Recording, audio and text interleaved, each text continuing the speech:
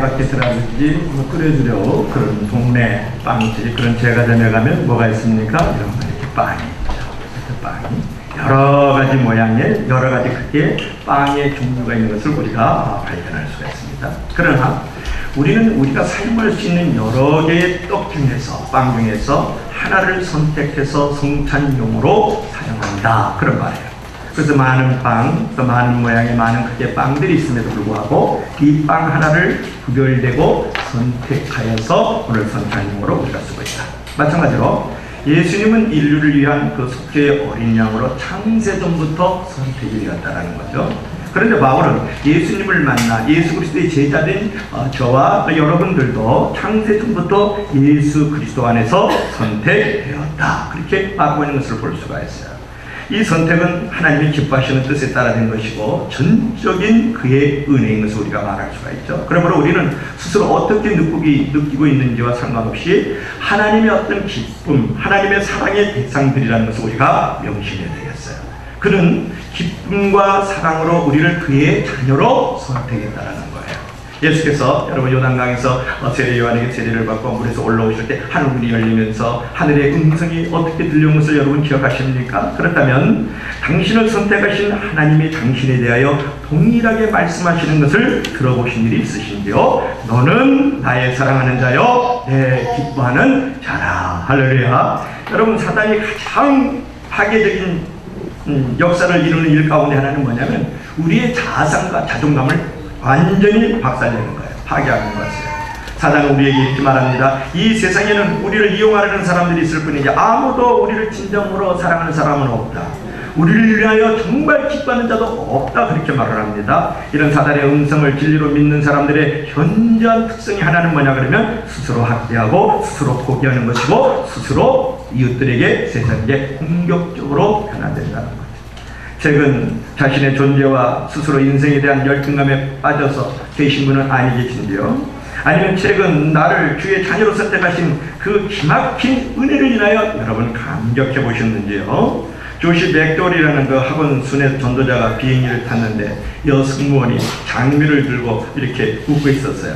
오늘 실물 얘기 안 좋네요. 장미를 이렇게 들고서 웃고 있었어요. 축하합니다. 애인에게 그 장미를 받으셨나요? 물었더니 뜻밖의 그 승무원이 하는 말이 이렇게 되죠. 아니요, 제가 제 자신을 위해서 샀답니다.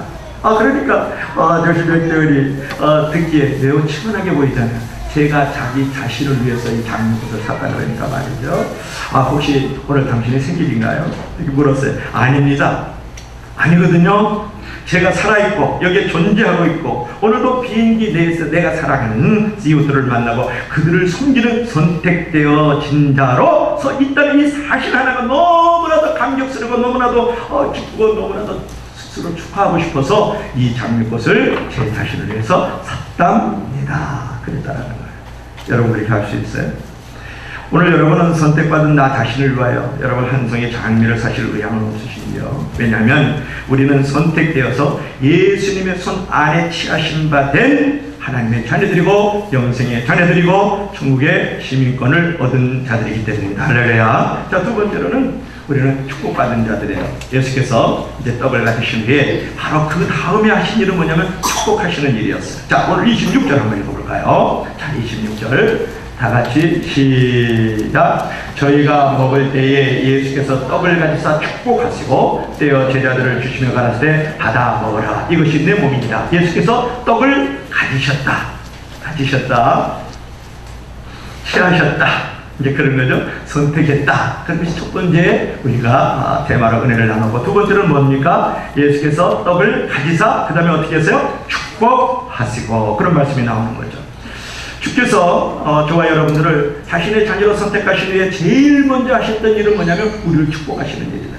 창세기 1장 28절을 보면 하나님의 남자와 여자를 창조하시고 나서 제일 먼저 하신 일이 무엇입니까? 축복하시는 일이었죠. 하나님이 그들에게 복을 주시며 하나님이 그들에게 이르시되 생육하고 번성하여 땅에 충만하라. 땅을 정복하라. 그렇게 말씀하지 않았습니까? 그러므로 자신을 저주하고 싶을 때 인생 자체가 저주라고 느끼고 싶을 때 우리는 기억해야 될 일이 있습니다. 우리 안에 저주의 영들이 일하고 있다는 거예요. 그 영들을 여러분 결박해야 됩니다. 그리고 자신을 축복하십시오. 여러분의 배우자를 축복하십시오. 자녀들을 축복하십시오. 이웃들을 축복하십시오. 누구의? 주님의 이름으로. 미국에 한 시골 청년이 있었는데 그는 돈도 없었고 교육도 받지 못했어요. 내세울 것이 아무것도 없는 아주 짓밟힌 인생, 아주 보잘것없는 인생, 밤으로 말하면 볼품없는 별없는 인생이죠. 그의 생각은 이제 패배와 가난으로 이렇게 프로그램이 되었어요. 그래서 더 좋은 것이 있는 것조차도 몰랐어요. 그런데 하나님께서 17살 때 하나님께서 그 청년에게 찾아오셨어요. 그의 생각 체계를 아주 바꿔주시면서 말씀하셨어요. 존, 너는 지금보다 훨씬 복된 존재가 될 수 있단다. 너는 하나님의 위대한 존재로 내가 너를 작품으로 만들었거든. 그때 그는 성령으로 충만해가지고 자신 안에 있는 위대한 씨를 느끼는 큰 꿈을 꾸게 되었어요. 그러나 주위의 모든 사람들과 환경은 그의 꿈을 의심하게 되었죠. 그래서 주님은 그에게 믿음을 계속 불어넣어 주셨어요. 그래서 거대한 불신의 장벽들을 이제 맞서서 나아가기 시작했어요. 그는 항상 이렇게 생각했어요. 나는 얼마든지 자라날 수 있다. 그리고 얼마든지 이 고난을 극복할 수 있거든. 그리고 나는 모든 가난과 저주에서도 나는 벗어날 수 있어. 왜? 나 하나님이 나를 창조하셨고 나는 하나님이 반드시 위대한 존재라고 말씀했고 하나님이 나에게 복된 존재라고 말씀했기 때문에 그래. 매번 그는 잘못된 생각이 들어올 때마다 삭제 버튼을 눌렀어요. 스스로 너는 희망이 없다라는 그런 생각이 생기면은 즉시 삭제 버튼을 누르고 다시 생각했습니다. 나는 하나님의 자녀야. 내게 희망이 있어. 하나님이 나에게 복된 존재라고 말씀하셨거든. 하나님께서 나에게 말씀하셔서 너는 반드시 복의 복을 받고 위대한 존재가 될 거라고 말씀하셨어요. 그런 식으로 계속해서 자신의 생각을 다시 프로그램을 시켰어요. 그런 믿음을 가지고 그는 수시로 다가오는 삶의 패배감을 물리쳐서 훌륭한 목사가 되었고 가문에서 대대로는 가난과 저주도 물리치는 훌륭한 청년이 되었다. 여러분, 우리도 위대한 존재예요. 누가 우리를 위대한 존재라고 했습니까? 누가 우리에게 찬란한 꿈을 주시고 그 꿈을 이룰 수 있다고 했습니까? 누가 우리의 절망과 가난과 질병을 물리칠 수 있다고 했습니까? 하나님이 말씀하셨기 때문에 그럽니다. 그러므로 여러분 할 수 없다는 생각이 생기면 즉시 삭제 버튼을 눌러서 생각의 프로그램을 재설정하고 승리와 기쁨과 축복과 같은 하나님의 생각으로 새롭게 설정하시길 주님으로 간절히 축원합니다. 나는 못한다. 나는 열등하다. 나는 이대로 만족하며 살겠다는 그런 생각은 원수들이 우리에게 주어지는 생각들이에요. 그리고 그런 원수의 생각에 묶이고 그런 원수의 생각에 갇혀서 내가 작은 존재로 살아가면 안 됩니다. 또한 과거의 상처에 대한 생각이 언뜻 떠오르거든 그런 어떤 이 가슴에 맺혔던 어떤 아픔들이 나에게 떠오르는 즉시 여러분 삭제 버튼을 눌러서 그것을 없애버리고 프로그램을 재설정을 해야 돼요. 나는 축복을 받았고 나는 축복을 받고 있으며 나는 축복을 받을 것이다. 할렐루야. 한번 따라합시다. 나는 축복을 받았고 축복을 받고 있으며 축복을 받을 것이다. 할렐루야. 여러분 말로 축복하십시오. 기도로 축복하십시오. 미소로 축복하십시오. 기독교가 문화가 나온 가장 아름다운 언어는 뭐냐면 하나님이 당신을 축복하시기를 God bless you 그러는 거예요. 영어 아는 거 이것밖에 없어요. 그래서 제가 방글라데시 갔더니 이제 VMTV 커넥션 팀으로 이제 바뀌어지는데 그 뒤에다 그 현수막을 뒤에다 걸어놨는데 거기 뭐라고 쓰면 You are a channel of blessing. 당신은 축복의 통로입니다. 당신은 축복의 크로스예요. 당신은 축복의 이제 존재예요. 그렇게 말을 하는 것을 볼 수가 있었어요. 여러분, 당신들은 축복의 존재인 줄 믿을 수 있기를 바랍니다. 여러분들은 축복의 통로입니다. 할렐루야. You are a channel of blessing. 당신은 반드시 축복의 채널이 될 거예요. 왜냐하면 우리 주님께서 우리를 택하셔서 축복하시기 때문에 그런 거죠. 자, 세 번째로 우리는 깨어져야 할 자입니다. 깨어져야 된다.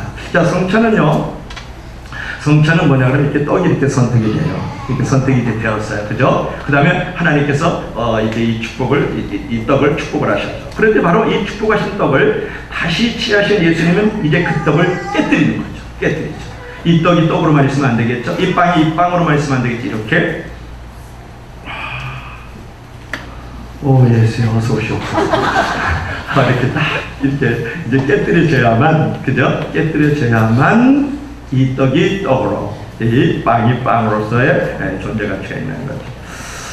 예수님께서 이제 축복하신 다음에 떡을 다시 취하신 후 예수님이 이제 그 떡을 깨뜨리십니다. 26절 다시 한번 봅시다. 시작. 저희가 먹을 때 예수께서 떡을 가지사 축복하시고 떼어, 그렇죠? 떼어 제자들을 주시며 그랬죠. 여기서 뭐라 했습니까? 떼어. 그렇죠. 이렇게 떼었죠. 떼어졌다는 건 뭘 말하는 거예요? 떼어졌다. 그런 거예요. 떼어졌다. 여러분, 예수께서 떡을 떼어라고 했었을 때 영어 성경에는 뭐냐, broke the bread 그렇게 쓰니까 떡이 깨어졌다 그런 말이에요. 도대체 왜 이 깨뜨림이 필요할까요?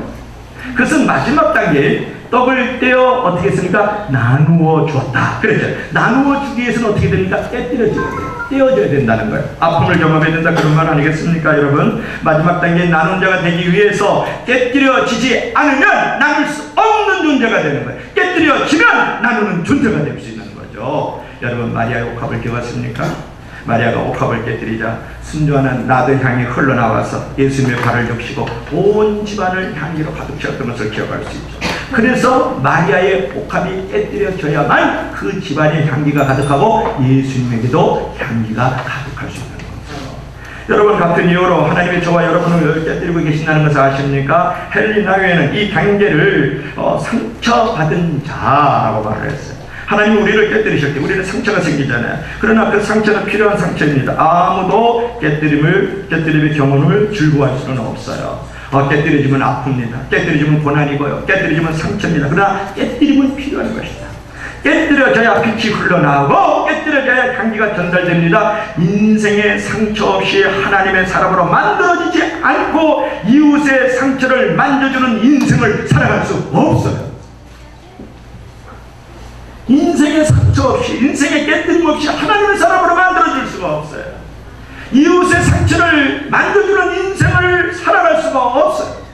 이 세상과 이웃을 치유하기 위해서는 당신이 반드시 깨뜨려져야 되고 그 상처 속에서 아파하고 고난과 괴로움 속에 머물지 않고는, 그 경험을 지나가지 않고는 여러분 치유자가 될 수 없고 여러분들은 하나님의 사람으로 만들어줄 수가 없는 거예요. 성경의 신구약에 나오는 모든 위대한 하나님의 믿음의 사람들, 성경의 사람들, 또 성령의 사람들은 다 깨어짐으로 아픔을 경험했던 사람들이에요. 그래서 당신의 십자가도 필요한 거예요. 십자가를 피하지 마세요.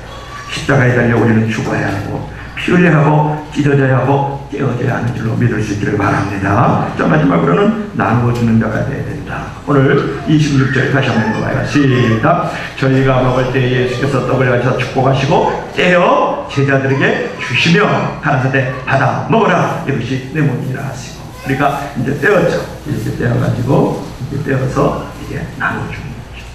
그리고 우리가 신대원을 할 때 이 성찬식을 할 때 이것을 훈련을 받아요.